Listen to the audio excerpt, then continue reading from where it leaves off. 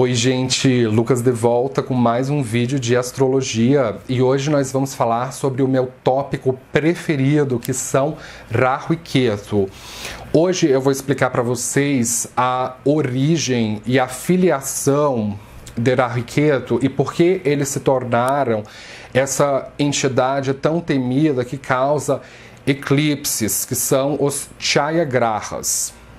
Então, Rahu é o nome em sânscrito que nós nos referimos ao nó do norte da Lua, que é como o Rahu vai ser conhecido na astrologia ocidental, depois que a astrologia ocidental moderna passa a utilizar os nodos da Lua.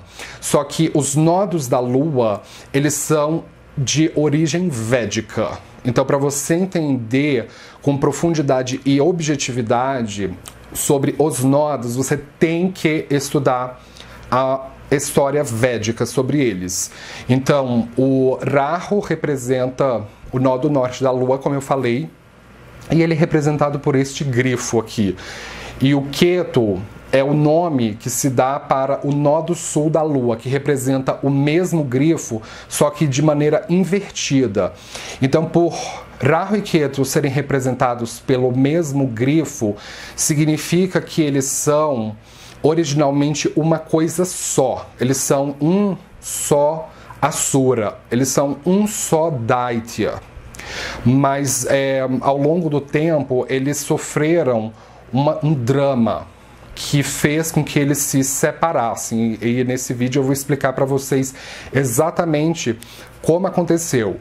Outros nomes utilizados dentro da astrologia védica para se referir a Rahu e Ketu são cabeça e cauda do dragão ou cabeça e cauda da serpente. Então o Rahu fica sendo como a cabeça e o Ketu fica sendo como o resto do corpo, ou simplesmente a cauda.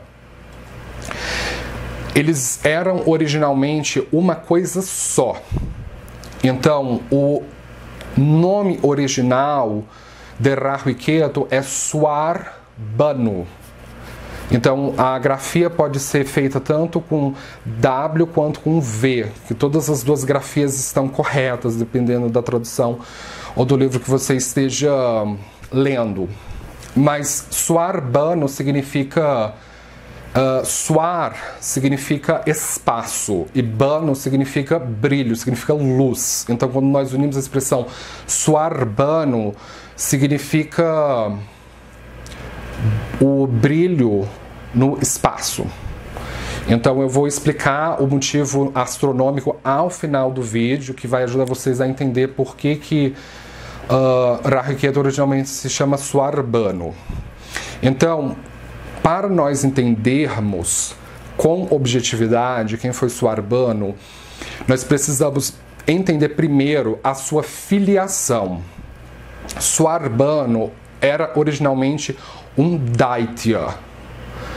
E os Daityas são os filhos de Diti com Kashyapa, que vão dar origem aos persas.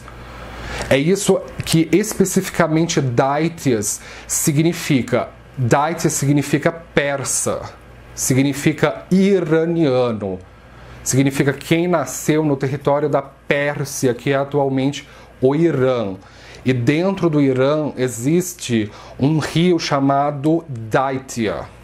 E dentro do Avesta, que é o livro sagrado do zoroastrismo, que por milênios foi a religião dos persas, especificamente dos Daityas. Eles eram zoroastras, essa religião fundada pelo Zaratustra. Então, dentro do Avesta se fala sobre esse rio chamado Daitya. Então, a Diti é a mãe dos Daityas. Então, cuidado para você não confundir Diti com Aditi, porque elas são irmãs. A Aditi vai ser a mãe dos Adityas, que são os devas védicos. E Diti vai ser a mãe dos Daityas, que são os persas, que são os asuras, que são os zoroastras. E Diti é filha de Daksha Prajapati, é uma das várias filhas, são, acredito que 60 filhas que Daksha Prajapati teve com Panchajani. Então, dentre essas 60 filhas, Diti é uma delas. E no esquema de nakshatras, o lugar de nascimento de Diti é no nakshatra Punarvasu. E uma das simbologias de Punarvasu são as irmãs. Então, as duas estrelas na cabeça das irmãs são Diti e Aditi. Na perspectiva da astrologia helenística, a constelação de Punarvasu é conhecida como a constelação dos gêmeos. Do gêmeo mortal, do gêmeo imortal, são Dioscuri, sendo Castor o gêmeo mortal e Pollux sendo o gêmeo imortal. Só que na visão védica não são dois gêmeos do sexo masculino, e sim duas irmãs do sexo feminino. Então, Diti vai se casar com Maharishi Kashyapa. Na verdade, o Maharishi Kashyapa se casa com várias filhas de Daksha Prajapati. E esse casamento de Maharishi Kashyapa com Diti, ele é o que vai dar origem aos Daityas, que são os persas. E o Kashyapa também ele é muito importante para os persas. Existe um rio, na verdade é um mar, que ele banha o norte do Irã, atualmente o que é o norte do Irã, que se chama Mar Cáspio. Então, o Mar Cáspio se chama em homenagem a Kashyapa. Cáspio vem de Kashyapa. Kashyapa em sânscrito significa tartaruga. Existem outros lugares na Ásia em que se dão nomes em homenagem a Kashyapa, como por exemplo a Caxemira. Então o Kashyapa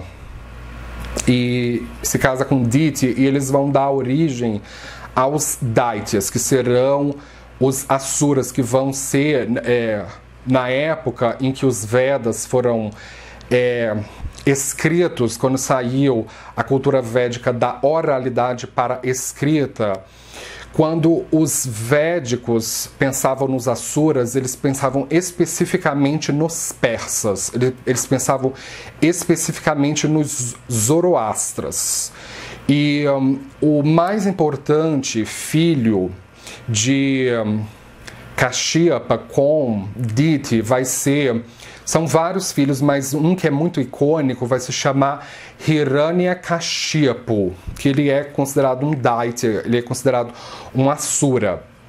E Hiranya vem de Irã, vem de iraniano. E iraniano é um cognato para ariano. E a palavra ariano, ela aqui no Ocidente se desvencilhou muito o que ariano originalmente significa, porque nós já passamos pela Segunda Guerra Mundial e os nazistas distorceram o significado de ariano como sendo uma pessoa de cabelo loiro, e de olhos azuis e de pele muito alva, de pele muito clara.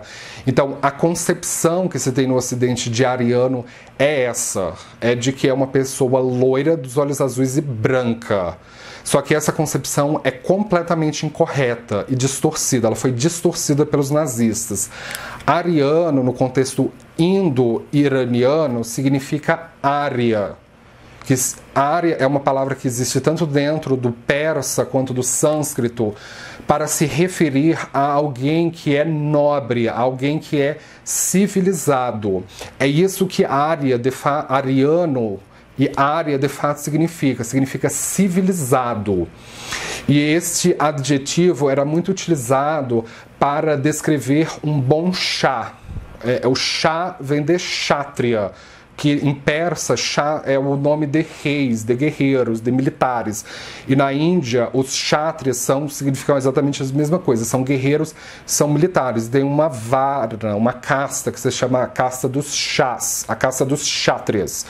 Então, para se elogiar um militar naquela época, na antiguidade indo-iraniana, se dizia que ele era ariano. Então, esse filho de Kashyapa com Diti, esse mais icônico, vai se chamar Hiranyakashipu. É como se fosse uma tartaruga civilizada. Era essa a ideia. E a título de curiosidade, o nome do Irã vem de Irã, vem de Arya, vem de ariano, que significa nobre e civilizado. E o Hiranyakashipu era muito mau. Ele tratava com crueldade os seus filhos. Ele queria que todos os persas parassem de adorar os devas que existiam ali naquela região. Ele queria que todos os povos indo-iranianos parassem de serem politeístas e de adorá-lo a si mesmo de maneira monoteísta. E ele teve um filho chamado Prahlada. Então, esse filho foi o que mais sofreu com a tirania de Hiranyakashipu. Ele obrigou o seu filho a adorá-lo de maneira monoteísta. E o Prahlada era um devoto fervoroso do Senhor Vishnu. Então, o Vishnu sempre o atendia em suas preces. E o pai de Prahlada, ele não aceitou essa resistência do filho. Então, como punição, ele falou que ia queimá-lo vivo, que ia jogar numa fogueira o seu próprio filho. Ele era muito mau.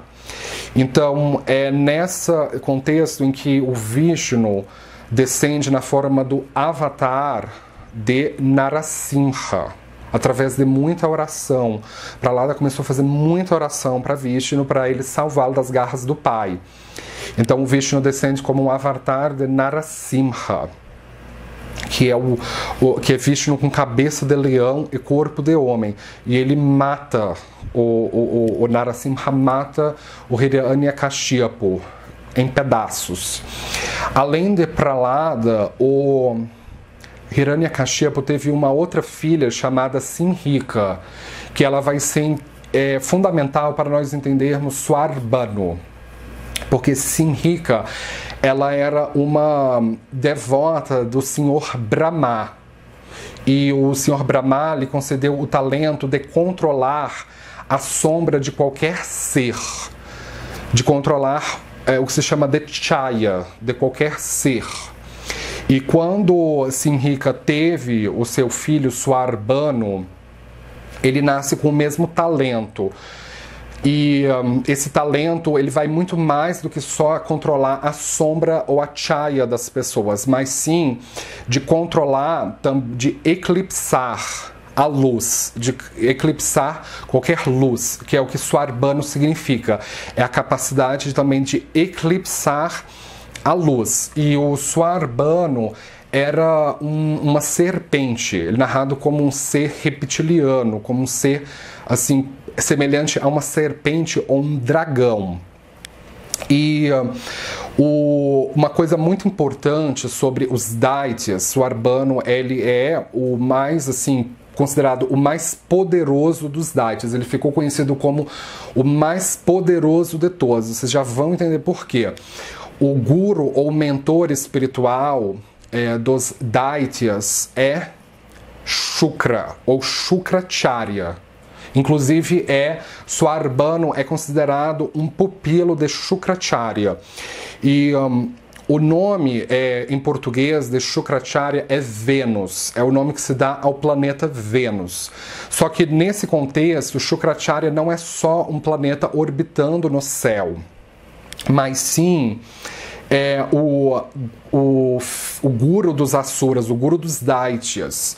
E Shukracharya é filho de Maharishi Bhrigu. E o clã desse Maharishi, Brigu, ele é peculiar em relação aos demais clãs dos outros rishis, porque o politeísmo era uma coisa muito popular naquela civilização antiga indo-iraniana.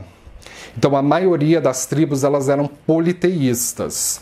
Só que a tribo de Brigu não. Eles adoravam tanto Shukracharya como Brigu, eles adoravam ao senhor Shiva de maneira monoteísta. Eles adoravam Shiva como o Deus único. Então, o Shiva ensinou para o clã de Brigu a arte de ressurreição, que é o que se chama de Sandivani Mantra ou Sandivani Vidya. Então, essa arte dizia que a pessoa que entoasse esse mantra poderia trazer de volta à vida qualquer pessoa que tivesse morrido. É a arte de ressuscitar os mortos. Então, o Brigu passou essa tecnologia para Shukracharya, que é Vênus, e Vênus ensinou de maneira democrática a todos os asuras, incluindo os Daityas, essa arte de ressurreição. Então isso fez com que a Pérsia, considerando que os Daityas são os persas, eles ficassem muito poderosos. E os Daityas adotaram como religião o zoroastrismo, que é essa religião em que adora o Asura Guru de maneira monoteísta, porque os Daityas eles ficaram muito temidos sobre os conselhos de Vênus. Então, Vênus era considerado particularmente muito importante para os Daityas.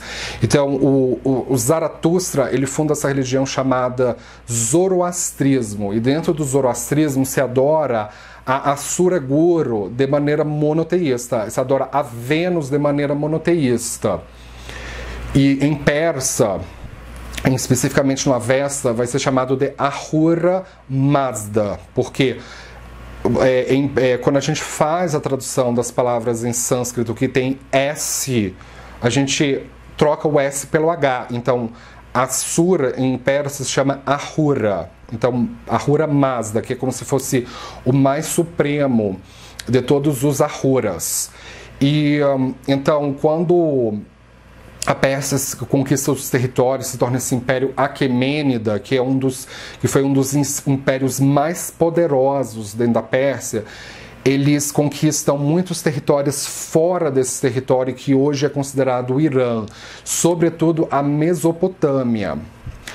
E o principal reino dentro da Mesopotâmia, na época em que os persas se tornavam poderosos, os Aquemênidas, mais especificamente, se tornavam poderosos, era o Império da Babilônia. E a capital da Babilônia era Babel, que é famosa por ser o lugar da Torre de Babel. Então, Babel era uma das cidades mais importantes de todas. E os judeus, essa tribo dos hebreus, eles estavam cativos dentro da Babilônia. Então, os persas derrotam o Império Babilônico e eles libertam os hebreus, os judeus. Nessa época, os judeus eles ainda eram politeístas, como as demais tribos do Oriente Médio. E os persas conseguem convencer os hebreus de que eles passaram por séculos de escravidão porque eles eram politeístas. Então, para eles não sofrerem mais com a escravidão, eles precisavam aceitar o monoteísmo. E então eles passam a aceitar o zoroastrismo, que é essa ideia de um Deus só e de que existem uns arcanjos de Ahura Mazda que vão anunciar a vinda de um Messias que vai nascer de uma virgem imaculada. Então, a ideia do Messias nascido de uma virgem imaculada, ela não surge no judaísmo ou no cristianismo, ela surge, na verdade, no zoroastrismo. E os os que sabiam ler a linguagem dos anjos eram os angeólogos, que são os magos. Então, os judeus, eles aceitam todas essas ideias e eles passam a escrever a Torá a partir daí. Então, de fato, quando a Torá é colocada em pergaminhos, é quando os persas libertam os judeus da Babilônia. Então, os fatos narrados dentro da Bíblia, eles foram escritos em pergaminhos muitos séculos depois daqueles fatos terem acontecido. Isso precisa estar muito bem claro. Então, a Torá, ela é escrita baseada como espelho no Avesta, porque os persas, eles dão, considerando que a religião dos persas é o zoroastrismo, então, a Torá, ela é escrita muito baseada na cosmologia do zoroastrismo. Então, o cristianismo, ele nasce de dentro do judaísmo. E na Idade Média vai haver essa outra religião chamada Islã, que foi fundada por Muhammad, que vai ser uma tentativa de unir as ideias do judaísmo e do cristianismo numa coisa nova. Então, essas 3 religiões que eu citei são as chamadas religiões abraâmicas. No contexto em que os Vedas foram escritos, que não saiu da tradição oral para a escrita, a ideia que os persas tinham de Daityas ou de Asuras eram especificamente os persas. Eram especificamente os descendentes de Diti. Só que, à medida que o Império Persa foi se expandindo e as ideias zoroastras foram se espalhando para outros povos, nos tempos modernos, os Asuras podem ser percebidos não somente como aqueles que seguem o zoroastrismo, como aqueles que seguem também as religiões abraâmicas, que são o judaísmo, o cristianismo, o islã. Existem outras religiões abraâmicas menos conhecidas, como Bahá'í, Rastafari, mas originalmente as mais importantes são essas, de fato. Então o conceito de Asura, ele é muito mais amplo do que se pensa. E voltando à época em que os Vedas foram pensados, o Suarbano ficou sabendo que haveria o batimento do Oceano de Leite, que é conhecido em sânscrito como Samudra Mantana. Samudra significa oceano e Mantana significa um outro nome em homenagem ao Monte Mandara, que é onde vai ocorrer o batimento do Oceano de Leite. E o objetivo do batimento do oceano era produzir o néctar da imortalidade, o Amrita, a ambrosia. E esse néctar era destinado aos devas védicos, porque antes do batimento do oceano já tinham acontecido várias guerras entre persas e védicos, e como os persas adoravam a Asura Guru, ao planeta Vênus, a Ahura Mazda, eles não estavam mais morrendo nas guerras. Então, sempre quando um Deva matava um Asura, ia lá um outro Asura e entoava o Sandivani Mantra, e o Asura voltava à vida. Então, no final das guerras entre persas e védicos, ou entre Asuras e Devas, os Devas estavam perdendo muitas pessoas, muitos kshatriyas, para o seu exército. E os persas não estavam mais perdendo. Ninguém mais estava morrendo no exército persa, e eles estavam só se expandindo. Então, os Devas precisavam de uma outra fórmula para conseguirem serem mais poderosos do que os Asuras, do que os Daityas. Então, os Devas se reuniram com o seu Indra, com o chefe dos Devas, é o Indra. E o Indra foi falar com Vishnu, que é o mais proeminente dos Devas, e Vishnu aconselhou que para que não houvesse tanta perda dentro do exército dos indianos, que eles precisariam fazer o batimento do Oceano de Leite para produzir o Amrita para se tornarem imortais. É esse o motivo mais importante do batimento do Oceano de Leite. Era para produzir o Amrita para que os os Devas se tornassem imortais e mais poderosos do que os Asuras, eles pudessem conter o avanço da Pérsia. Esse era o objetivo elementar do batimento do oceano. Então, os Devas vão acatar o conselho de Vishnu, só que eles não poderiam fazer o batimento do oceano sozinhos. Então eles tiveram que chamar os Asuras, e vai ser uma das poucas vezes em que Devas e Asuras eles vão cooperar. Só que os Asuras não vão fazer nada de graça. Eles vão propor que eles também possam beber o Amrita, o néctar da imortalidade. Então os Devas tiveram que, assim, estrategicamente ludibriar os Asuras e dizer que, ok, a gente também vai compartilhar o Amrita com vocês. Só que o objetivo por trás dos Devas não era compartilhar o Amrita com os Asuras, mas sim eles beberem totalmente o Amrita. Então, quando os Devas e os Asuras se juntam em volta do Monte Mandara e usam Vasuki como sendo a sua corda para fazer esse batimento, saem vários tesouros, e o mais importante é esse médico dos Devas, especificamente o médico do Ayurveda, chamado Dhanvantara. Dhanvantari é também um nome de um avatar de Vishnu, na forma do médico do Ayurveda. Então, quando Dhanvantari se ergue do oceano de leite, ele sai segurando um pote de ouro, chamado Kumbha. E dentro do pote se tem o néctar. E os Asuras, ou os Daityas, eles pegam o Kumbha da mão do médico, porque os Asuras eles são mais rápidos, eles estavam mais rápidos, mais espertos e mais fortes. E os Devas ficam desesperados.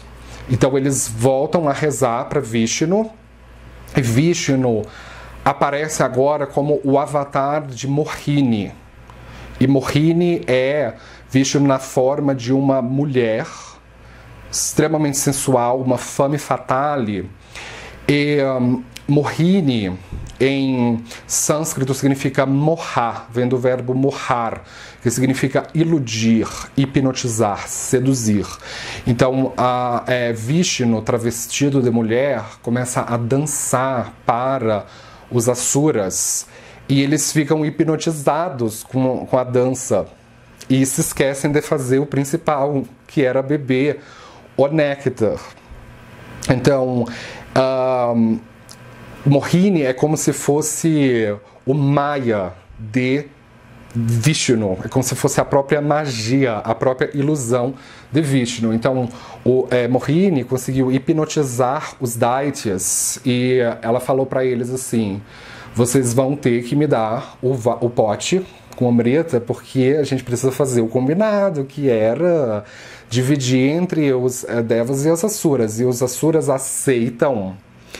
E então Mohini estrategicamente coloca os Asuras e os Devas em fileiras, e coloca os Devas na fileira da frente e começa a dar o néctar na boquinha de cada Deva.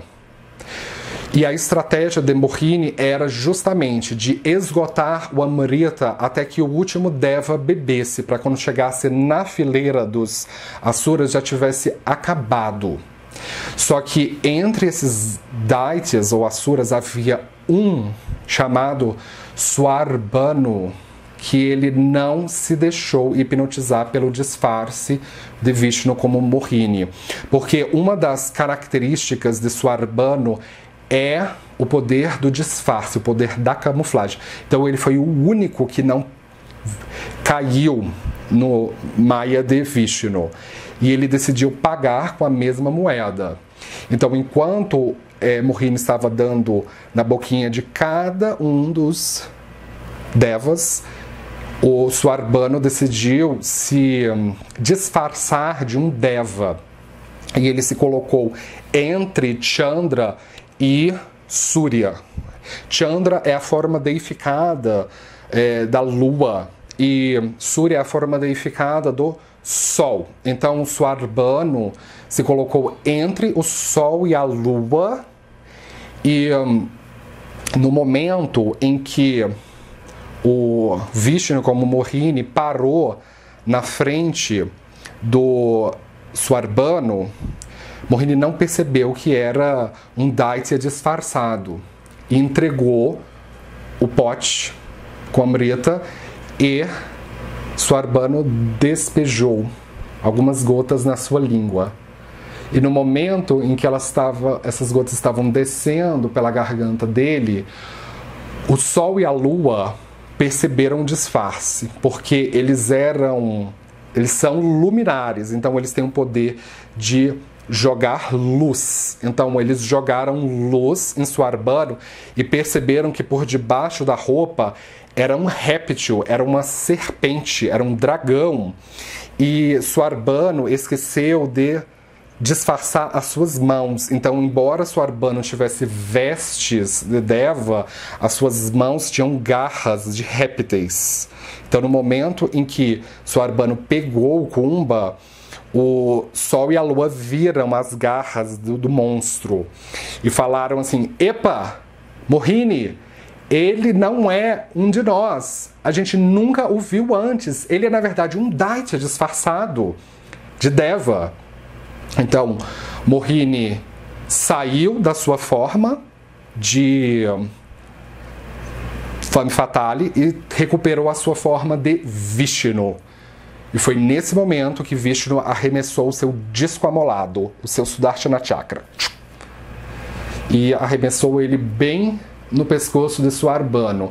Então, no momento em que o Amrita estava descendo na garganta de Suarbano, o Vishnu jogou o disco amolado e imediatamente decapitou Suarbano. Então, depois da decapitação, é que Suarbano passou a se chamar Rahu e Ketu. E a decapitação fez com que Suarbano passasse agora a ocupar duas áreas diferentes do horóscopo. É por isso que no seu mapa astral, o Suarbano ele está ocupando uma posição sempre de 180 graus. Os Rahu e Ketu estão sempre separados por uma oposição, como desse jeito. Então, se você tem, por exemplo, o Rahu na casa 4, o Ketu ele vai estar sempre a 180 graus de distância. Então, você vai ter Ketu na casa 10. Rahu e Ketu eles estão sempre numa oposição de 180 graus, porque quando Vishnu arremessou o Sudarshana Chakra, o disco amolado, a cabeça foi para um lado e o resto do corpo foi para outro. Então é por isso que a cabeça se chama a cabeça da serpente ou do dragão e o resto do corpo se chama Ketu. Só que o resto do corpo se chama Ketu, que é a cauda da serpente ou do dragão. Só que mesmo que Vishnu tivesse arremessado Sudarshana Chakra e decapitado a cabeça, o Amrita já havia chegado na língua do Suarbano. Então a sua cabeça passou a se tornar imortal. E o resto do corpo não. O Ketu não é. Mas o Rahu é. Ele passou a se tornar imortal. Então, Rahu, entre os Daityas ou os Asuras, ele é considerado o mais poderoso de todos, porque ele foi o único dos Asuras que conseguiu se tornar imortal através do consumo do elixir, do Amrita. Nenhum outro conseguiu fazer isso. E como Shukra ou Vênus é o guru de Suarbano, Vênus ficou muito feliz com essa façanha de Rahu. Então é por isso que Vênus é dita de ser amiga de Rahu e Ketu. Então sempre quando Vênus está numa conjunção com Rahu, Ketu, Vênus é dita de ajudar o Rahu ou Ketu nas suas ambições, porque é originalmente o que Vênus faz. Vênus é o guru dos Daityas ou dos Asuras. Ela ajuda os asuras a chegarem no seu objetivo. Só que Rahu também representa a conquista do poder, só que por um alto custo. E o custo foi justamente a decapitação.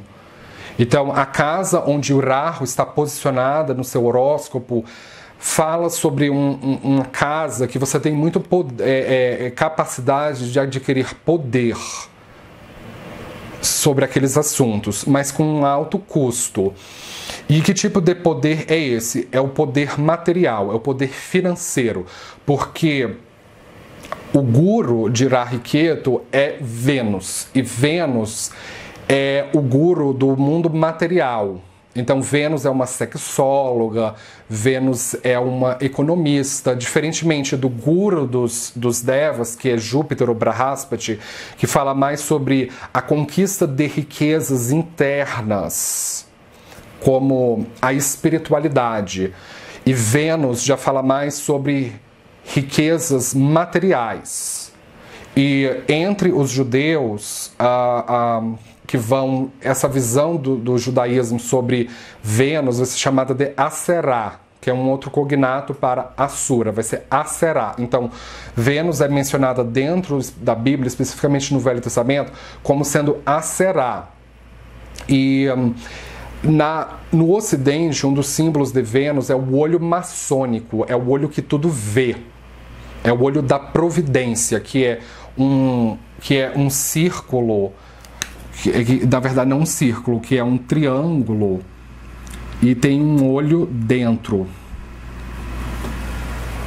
Às vezes é colocado como um triângulo em cima de uma pirâmide, como, por exemplo, nos dólares americanos. Só que o nome essencialmente é o olho da providência ou o olho que tudo vê. Existe toda uma história dentro da astrologia védica pelo motivo de uma das simbologias de Vênus ser o olho maçônico. Então, esse símbolo ele é colocado muitas vezes dentro de lojas maçônicas, como na fachada de lojas da franco-maçonaria, mais especificamente. E o nome latino ou europeu, o nome romano de Vênus é Lúcifer, que significa portadora da luz. Existe muita masturbação mental, graças inclusive a teorias da conspiração que nada ajudam a entender sobre a realidade, mas o Lúcifer não é nada mais nada menos que um dos nomes latinos para se referir ao planeta Vênus. Lúcifer não significa o demônio, significa Vênus, que significa Shukracharya, que é o guru dos Asuras, que é o guru daqueles que seguem o zoroastrismo ou as religiões abraâmicas, como o judaísmo, cristianismo ou islã. Então, essas teorias conspiratórias de colocar Lúcifer como sendo demônio é uma tentativa de inverter para ludibriar todas as pessoas. Não faz o menor sentido considerar Lúcifer como sendo o nome do demônio. Não, é o nome do planeta Vênus, é o nome do guru dos Asuras. Então, Vênus ficou muito orgulhosa de Rahu por isso. Só que mesmo depois de decapitado, o Suarbano jurou vingança contra o Sol e a Lua, que são Surya e Chandra. Porque foram justamente Surya e Chandra que, quando eles emitiram luz, eles viram o disfarce que por debaixo da roupa existia um réptil, existia uma cobra, e as garras de réptil denunciavam. Então foi o Sol e a Lua que de fato avisaram Mohini que aquele ali não era um dos devas, mas sim um usurpador, um embuste. Então, Rahu rege isso, Rahu rege usurpadores, rege piratas, rege embustes, rege pessoas, falsários, golpistas, esses tipos de pessoas que ludibriam os outros. E Rahu, depois da punição, ele jurou vingança contra Surya e Chandra. E a vingança era o seguinte, que 2 vezes ao ano o Rahu vai engolir Surya, vai engolir o Sol. E isso vai causar um eclipse, vai causar um apagão. que é exatamente isso que Rahu e Ketu regem. Eles regem eclipses, eles regem apagãos. Mas Rahu, ele já não tinha mais o resto do corpo. Então, sempre que Rahu engole os luminares, o Sol, a Lua, embora aconteça uma penumbra por alguns minutos, mas sempre os luminares conseguem sair pelo pescoço de Rahu, porque ele não tem mais estômago. Então, embora aconteça essa escuridão, mas os luminares sempre voltam à luz. E no esquema de nakshatras, o nakshatra Aslesha é dito de ser o lugar de nascimento de todos os nagas, as serpentes ou os dragões ou os reptilianos. E então o lugar de nascimento de Rahu e Ketu, como sendo duas entidades separadas de um corpo que originalmente era um só, é de fato no nakshatra Aslesha, porque Aslesha fica do lado da constelação de Pusha e do lado da constelação de Maga. E na astrologia helenística, a constelação de Pusha é o caranguejo, que é a morada da Lua, que é a constelação que a Lua rege, que Chandra rege, que é o signo de Câncer. E Maga e os Palgunis são a constelação do Leão Maior, que é a constelação que o Sol rege. O Sol rege o signo de Leão. Então, a constelação de Aslesha é conhecida no helenismo como sendo a Hidra de Lerna, a Hidra fêmea, que até mesmo na visão helenística é uma serpente.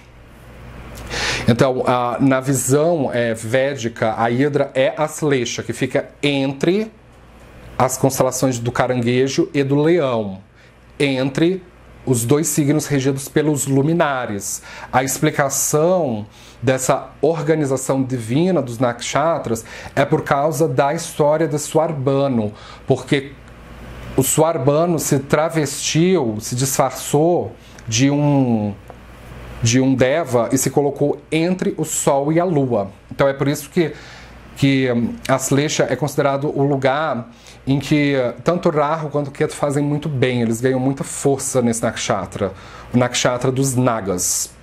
E a título de curiosidade, esse avatar de Vishnu, como essa femme fatale, Maya Vishnu, é Mohini. E Mohini é adorado na Índia, é o avatar mais popular entre pessoas transexuais, especificamente mulheres transexuais, que são conhecidas na Índia como as Rígiras. Então, as Rígiras gostam muito de Mohini, porque Mohini conseguiu, mesmo sendo Vishnu travestido de uma mulher, mas que conseguiu seduzi-lo de briar os Daityas, os Asuras. Então, as mulheres trans normalmente gostam, assim, principalmente quando elas não mostram, revelam a real identidade trans delas, mas as transexuais que estão assim dentro do armário, elas normalmente gostam de se passar como se fosse uma mulher de fato, uma mulher biológica, para atrair homens heterossexuais. Então é por isso que as rígidas, ou as mulheres trans, elas adoram Mohini, por causa dessa capacidade de jogar maia, de hipnotizar, de encantar os homens. Então, no sentido astronômico, Swarbanu, Swar significa espaço e Banu significa luz. Então, é o espaço que ocorre entre o Sol, a Lua e a Terra. No sentido astronômico, os eclipses ou os nodos da Lua, eles são causados pela interseção entre o caminho de órbita da Terra em torno do Sol e o caminho de órbita o caminho de órbita da Lua em volta da Terra. Então, a órbita da Terra, quando entra num ponto de confluência com a órbita da Lua em torno da Terra, é o que astronomicamente se formam os eclipses. Então, cientificamente, os nodos da Lua e os eclipses, eles de fato existem. Dentro da astronomia, eventos, eclipses, eles são aferidos. Só que na astrologia védica, existe toda a história por trás do motivo pelo qual Rahu e Ketu eles se separaram. Então, essa história de Swarbrana, na minha opinião, ela é uma história fantástica, porque ela é uma história que une a ciência com a espiritualidade, em que a ciência e a espiritualidade, elas não devem se negar, mas sim se complementarem, tá certo? Então, com isso, eu gostaria de fechar. Eu espero que você tenha aprendido algo novo hoje. Se você é novo aqui no canal, não esqueça de se inscrever, de dar um joinha embaixo da tela. Eu posto vídeos de astrologia todos os dias, então esteja sempre ligado para você não perder nada. Muito obrigado pela atenção e nos vemos na próxima. Tchau!